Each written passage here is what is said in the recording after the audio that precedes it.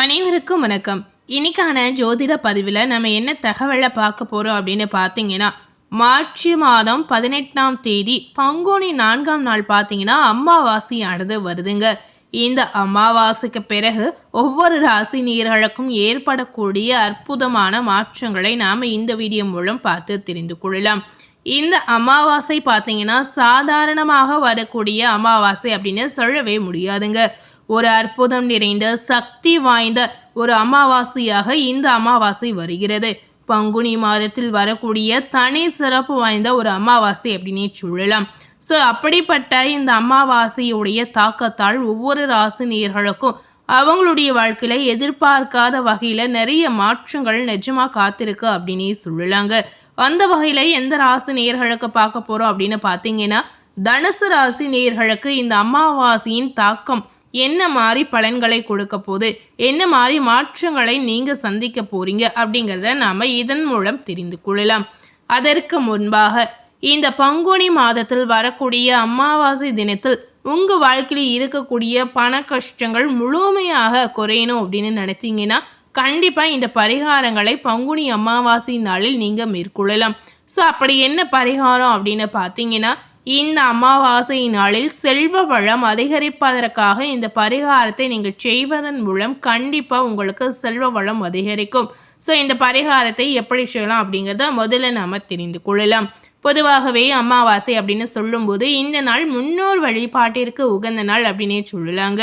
அதுவோ பங்குனி மாதத்தில் வரதுனால ரொம்பவே விசேஷமான தினமாக சொல்லப்படுது. இந்த அமாவாசை தினங்களில் நம்ம செய்யக்கூடிய எந்த பரிகாரமாக இருந்தாலும் சரி, எந்த ஒரு வழிபாடாக இருந்தாலும் சரி, அதற்கு அதிக அளவில் பலன் கிடைக்கும் அப்படின்னு ஐதீகமாகவே சொல்லப்படுது. இப்படிப்பட்ட பிரபஞ்சத்தின் பேராற்றல் நிறைந்த இந்த அமாவாசை நாட்களில் பல விஷயங்களுக்காக பலவிதமான பரிகாரங்களை செய்தாலும் அதில் மிகவும் பார்த்தீங்கன்னா குறிப்பிடத்தக்க ஒரு பரிகாரமாக திகழ்வது இந்த செல்வ வளம் அதிகரிப்பதற்காக செய்யக்கூடிய பரிகாரம் அப்படின்னே சொல்லப்படுது. செல்வ வளம் பெருக வேண்டும் அப்படின்னு நினைக்கக்கூடிய நபர்கள் அதற்கு கண்டிப்பான முறையில் மகாலட்சுமி தாயாரின் அருள் ரொம்ப ரொம்ப முக்கியம். மகாலட்சுமி தாயாருடைய அருள் இருந்தால் மட்டுமே இந்த பரிகாரத்தை நம்மளால செய்ய முடியுங்க. மகாலட்சுமி தாயார் என்பவர் சந்திர பகவானின் சகோதரியாக கருதப்படுகிறார்.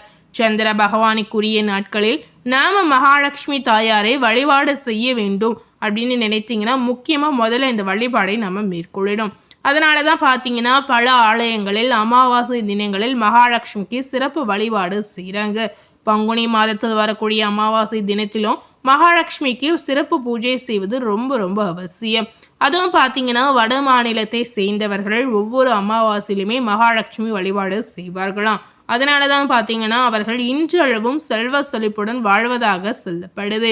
இப்படிப்பட்ட அமாவாசையில் சிறப்பு மிகுந்த அமாவாசையாக திகழக்கூடியது இந்த பங்குனி அமாவாசைங்க. இந்த பங்குனி அமாவாசை தினத்தில் மகாலட்சுமி தாயாருக்கு நீங்கள் வழிபாடு செய்வதன் மூலம் உங்களுக்கு என்ன நன்மை உண்டாகும் அப்படின்னு பார்த்தீங்கன்னா, பலவிதமான மாற்றங்கள் எதிர்பார்க்காத வகையில் நிச்சயமாக உங்களுக்கு உண்டாகலாம். மகாலட்சுமி தாயாருடைய அருளை பெறுவதற்கு கண்டிப்பாக இந்த பரிகாரத்திற்கு முக்கியமாக 3 பொருட்கள் ரொம்ப ரொம்ப அவசியம். அந்த பொருட்கள் பார்த்தீங்கன்னா மகாலட்சுமி தாயாருக்கு பிடித்தமான பொருள் அப்படின்னு சொல்லலாங்க. பிடித்தமான பொருள் அப்படின்னு பார்க்கும் பொழுது வாசனை மிகுந்த பொருட்கள் மகாலட்சுமிக்கு ரொம்ப ரொம்ப பிடிக்கும் அப்படின்னு சொல்லப்படுது. ஸோ இந்த 3 பொருளை வைத்து மட்டுமே நாம் இந்த பரிகாரத்தை நிச்சயமாக மேற்கொள்ளலாம். முக்கியமாக இந்த 3 பொருள் என்ன அப்படின்னு பார்த்தீங்கன்னா, குறிப்பாக பார்த்தீங்கன்னா ஏலக்காய், கிராம்பு, பச்சை கற்பூரம், இந்த 3 பொருட்களும் மிக சிறப்பு வாய்ந்த பொருட்களாக மகாலட்சுமி தாயாருக்கு பிடித்தமான பொருளாக அமைகிறது. இந்த 3 பொருட்களும் எந்த இடத்தில் இருக்கிறதோ அந்த இடத்தில் மகாலட்சுமியின் அருள் பரிபூரணமாக கிடைக்கும் அப்படின்னு ஐதீகமாகவே சொல்லப்படுது. அதனாலதான் பார்த்தீங்கன்னா பங்குனி அமாவாசை மட்டும் அல்லாமல் ஒவ்வொரு அமாவாசை தினத்திலுமே இந்த 3 பொருட்களையும் ஒன்று சேர வைத்து மகாலட்சுமி தாயாரின் படத்திற்கு முன்பாக நம்ம வைத்து இந்த பரிகாரங்களை மேற்கொள்ளலாம். இந்த பரிகாரத்தை எப்படி செய்யலாம் அப்படின்னு பார்த்தீங்கன்னா, உங்களுடைய வீட்டில் இருக்கக்கூடிய பூஜை அறைக்குள் மகாலட்சுமி தாயாரின் படத்திற்கு முன்பாக சிறிய துண்டு பச்சை கற்பூரம் எடுத்துக்கொள்ளுங்க. ஒரே ஒரு கிராம்பு மற்றும் ஒரே ஒரு ஏலக்காய் எடுத்துக்கொள்ளலாம். இதை பார்த்தீங்கன்னா மகாலட்சுமி தாயாருடைய படத்திற்கு முன்பாக ஒரு கிண்ணத்திலோ அல்லது அகல் விளக்கிலோ நீங்கள் போட்டு வைக்கலாம். இந்த மாதிரி நீங்கள் செய்து வரும்பொழுது நிச்சயமாக மகாலட்சுமியுடைய அருள் பரிபூரணமாக நமக்கு கிடைக்குங்க. அமாவாசை நாள் முழுவதுமே இந்த பொருள் அப்படியே இருக்கணும். அதற்கு மறுநாள் பார்த்தீங்கன்னா நீங்கள் இந்த பொருளை பணம் வைக்கக்கூடிய இடத்தில் வைக்கலாம், பரிசில் வைக்கலாம், பீரோவில் வைக்கலாம், தொழில் செய்யக்கூடிய இடத்தில் நிச்சயமாக வைக்கலாம். மூட்டையாக கட்டி வைக்கவே கூடாதுங்க. பச்சை கற்பூரம் பார்த்தீங்கன்னா காற்றில் கரைந்துவிடும். ஏலக்காய், கிராம்பு மட்டுமே அப்படியே இருக்கும். இந்த பொருட்களை அடுத்து வரக்கூடிய அமாவாசை தினத்தில் நீங்க சாம்பிராணி தூபம் போடும்போது அதுல போட்டு காட்டி விடலாம். இப்படி ஒவ்வொரு அமாவாசை தினத்திலும் இந்த முறையில் நீங்க மகாலட்சுமி தாயாருக்கு இந்த 3 பொருட்களை வைத்து இந்த பரிகாரத்தை செய்யும் பொழுது நிச்சயமா உங்க வாழ்க்கையில இருக்கக்கூடிய தரித்திரம் முழுமையாக நீங்கி செல்வ வளம் நிச்சயமா அதிகரிக்கும் அப்படின்னே சொல்லப்படுது. ஸோ மறக்காம இந்த பரிகாரத்தை இந்த பங்குனி மாத அமாவாசை தினத்தில் நிச்சயமா நீங்க மேற்கொள்ளலாம்.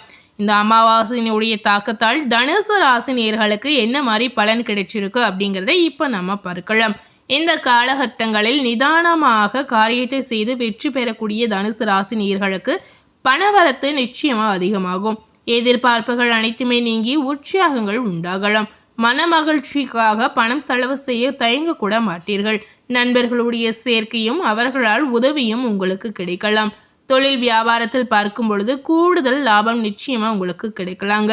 வியாபாரம் தொடர்பான வெளியூர் பயணங்கள் உங்களுக்கு சாதகமான பலனை தரலாம். உத்தியோகத்தில் இருப்பவர்களுக்கு பார்த்தீங்கன்னா வேண்டிய உதவிகள் மேல் அதிகாரிகள் மூலம் நிச்சயமா கிடைக்கலாம். ஸோ இந்த காலகட்டங்கள் உங்களுக்கு பொறுப்புகள் அதிகரிக்கும். சிலருக்கு பார்த்தீங்கன்னா எதிர்பார்த்த பதவி உயர்வு நிச்சயமாக கிடைக்கலாம். குடும்பத்தில் வாழ்க்கை துணையின் மூலம் மகிழ்ச்சி உண்டாகலாம்.